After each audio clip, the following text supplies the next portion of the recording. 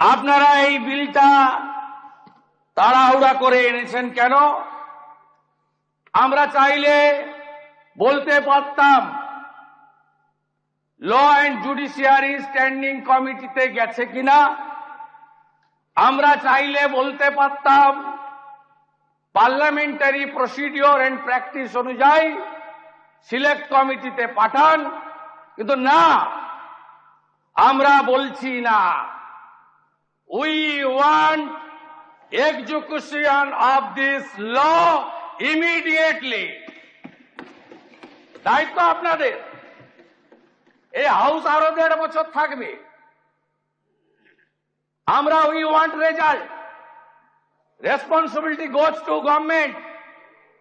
আমরা একটাও ভোটাভুটি চাইব না, আমরা ডিভিশন চাইব না, ফুল সাপোর্ট।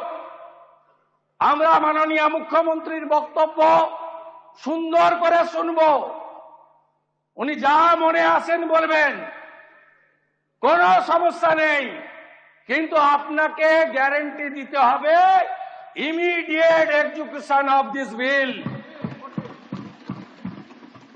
সরকার আইন মেনে এনেছে, সব দিক বিবেচনা করেছে, আমরা কার্যকর চাই। আপনাকে বলি, এই বিল আনার উদ্দেশ্য কি? উদ্দেশ্য হচ্ছে জনমত।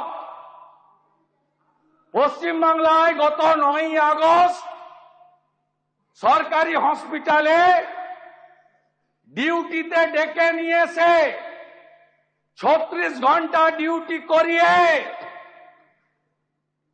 আমাদের বোন চিকিৎসককে শারীরিক নির্যাতন করে যে বিভৎসভাবে খুন করা হয়েছে সরকারি জায়গায়, সরকারের কাস্টডিতে,